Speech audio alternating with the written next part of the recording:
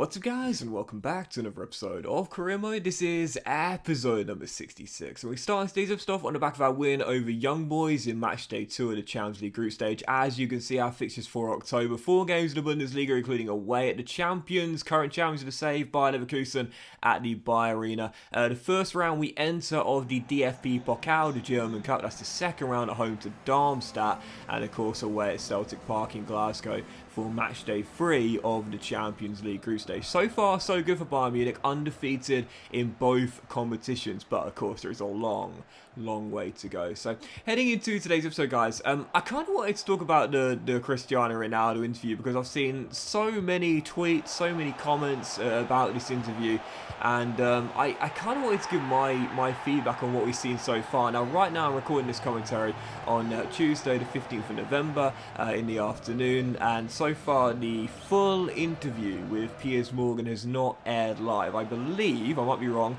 but I believe it's coming out tomorrow night or tonight for you guys on Wednesday the 16th of November, I think, from what I've read so far online. But so far we've seen some snippets, and let's be honest here, you know, those snippets alone are enough to form an opinion on so far on what is surely going to be a very explosive full interview with Piers Morgan. Now I want to start the feedback, if you will, or the critique, if you will, by saying this: I'm not a Ronaldo fanboy. I'm not a Messi fanboy.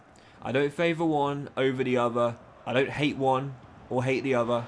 I don't love one and only, you know, one or the other. I like a parent, I will say this: I love them both equally, you know, seriously. And I know that people get sick of me sitting on the fence sometimes, but it is genuinely true. I used to get asked all the time when I would ask for commentary questions for live Q&As. I'd often get the question, Messi or Ronaldo. I got it all the time. We all did. Everyone talked about it. Everyone had this debate, Messi or Ronaldo. Who's better? Who do you prefer? So on and so forth. My honest answer back then is the same as it is now. Can't split them. Love the two to pieces, and they'll both go down as two of the greatest players of all time. And in my opinion, they are the two greatest players of all time. So I want to start off by saying that this is coming from a place of no bias whatsoever, just pure objectivity, just dealing with what we've seen so far with the interview snippets. So, let me start off by saying this is an incredibly weird timeline we're in, you know, obviously, but it is very sad that this is happening. You know, I mean, honestly, this is one of the greatest players of all time who has really struggled this season. Really struggled. I mean, he's got, what, 1 goal in the Premier League so far this year away at Everton. He's got 1 or 2 goals in the Europa League as well. 2, I think, actually. Scored that penalty against Sheriff, and then 1 from open play as well. He's struggled. Like, no one's going to deny it. This year has been a really tough start to the season for Ronaldo. Yes, of course, game time, you know, has been lacking a little bit, but there's a reason for that, and it's very simple. Manchester United this season, the stats don't lie, have been better without him. And of course, Erik ten Hag's job as Manchester United manager is to get them to win football games, not improve Cristiano Ronaldo's individual stats. So obviously, Manchester United play better without him, but yes, they still have one of the greatest players of all time, albeit no longer in his prime in their squad. Of course, you do want to give him some game time as well. Erik ten Hag, I think personally, with a very difficult situation, has done a pretty decent job at trying to manage that.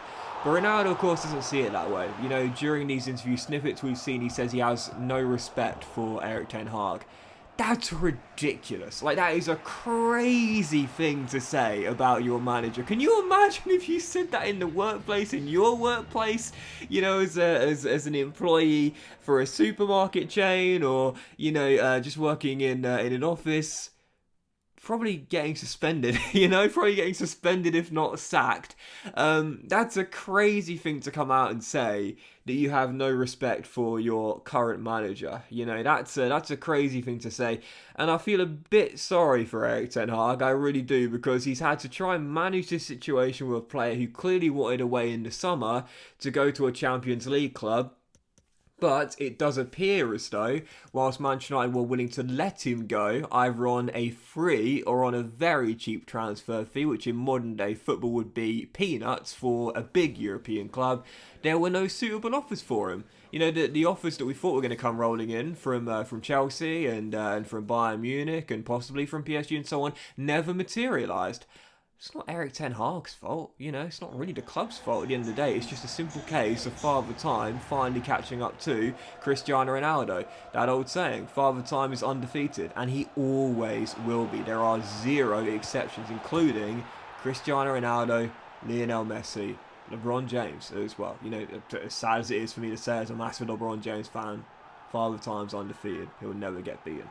So, you know, don't really see how Eric Ten Hag can be blamed for that. And at the end of the day, I don't really see what Ten Hag has done wrong either. I mean, wasn't Ronaldo made captain last week as well? You know, I mean, it's like he has given him some opportunities. It's not like Ronaldo's been totally frozen out and only played under 23 games. No, he has had minutes, primarily in the Europa League, of course, as well. So I think that's a really, really disrespectful thing of Ronaldo to say.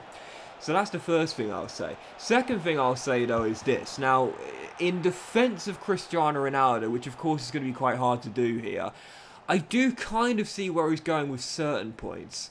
Manchester United, when he first came in from Sporting Lisbon as a fresh-faced youngster, you know, were a team that were winning year after year in Sir Alex Ferguson era. They were winning year after year, competing for major honours year after year, and at the time, they had, you know, one of, if not the best facilities in the Premier League. You know, training ground, technological, etc, etc, etc. Cristiano Ronaldo is one of the greatest players of all time, and when he came back to Manchester United, would still have been considered one of the best players in the world. Now, I think you have to admit, after the start to this season, you know, again, like I'd say, you probably think he's probably had a bit of a downgrade, if you will, a bit of a decrease in ability. Still a top-class player on his day, but obviously no longer the player he used to be. When he came back to Manchester United, I think anyone would have been surprised to see that Manchester United haven't really improved much off the pitch in over 10 years, you know. And that is one of the reasons why they've been left behind by their rivals. You know, do they have as much money as Man City? Obviously not. But they are still one of the richest football clubs in the world. And whilst they don't have what you'd call an infinite source of wealth, they do still have a lot of money. They are still one of the most marketable clubs in the world. And as he mentioned in the interview, and look, we see jokes about it all the time. The Old Trafford roof is leaking, you know. There's truth to that. There is genuine truth to that. You know, Manchester United have got problems off the pitch in terms of their facilities, and they're being left behind. And so for a player of Ronaldo's calibre to come back and see that must have hurt. You know, it must have really, really hurt. And all this time when he's been away, there's been very little improvement whatsoever, and compared to their rivals, they are being a little bit left behind. Hence why, over the past, several years, let's be honest, during the post-Sir Alex Ferguson era, they haven't been able to replicate what they went through under SAF. Does anyone really believe that they are going to have that kind of run once again without, again, a ridiculous amount of infinite supply of wealth? Well, obviously not, because it's just not really feasible, you would say, financially speaking. But they can still show signs of improvement, and it seems as though they haven't done so. In defence of Ronaldo, I get his frustration there. I get his frustration. I understand that. When you're one of the best players in the world, and that's what you return to after all these years, of course it's going to hurt, because you're comparing it to what it used to be. So in defence of Ronaldo, I get that. I get his frustration with a lack of improvement with infrastructure, facilities, technology, and so on and so forth. I get that. Having said that, there is such a thing as not airing dirty laundry. And I think that's the really disappointing thing with Cristiano Ronaldo. His ego, which helped him become one of the best players in the world, his ego that helped him become one of the greatest players of all time, has now taken an absolutely massive, massive hammering, and unfortunately he's struggling to deal with that. He is no longer at this current point as indispensable as he was 10 years ago, let alone 5 or 6 years ago. Because like I said earlier on in today's episode, Cristiano Ronaldo is not going to beat Father Time, because nobody will. Not a single human being ever will. And Cristiano Ronaldo might believe he can, but someone in his inner circle needs to tell him he can't. It's sad. I really was hoping he'd show some humility in the final stage of his career, but this seems to be the way he's going to go out. Very explosive interview, very, very damning accusations to make against the club and certain individuals as well.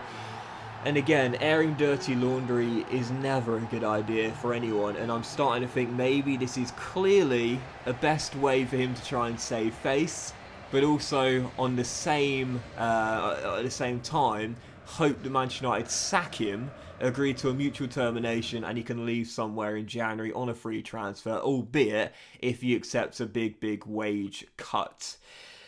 Yeah, it's sad, it's a shame. Again, I do want to point out, I see where he's coming from certain angles, but yeah, still not a great thing for a professional footballer, or really for anyone to be doing.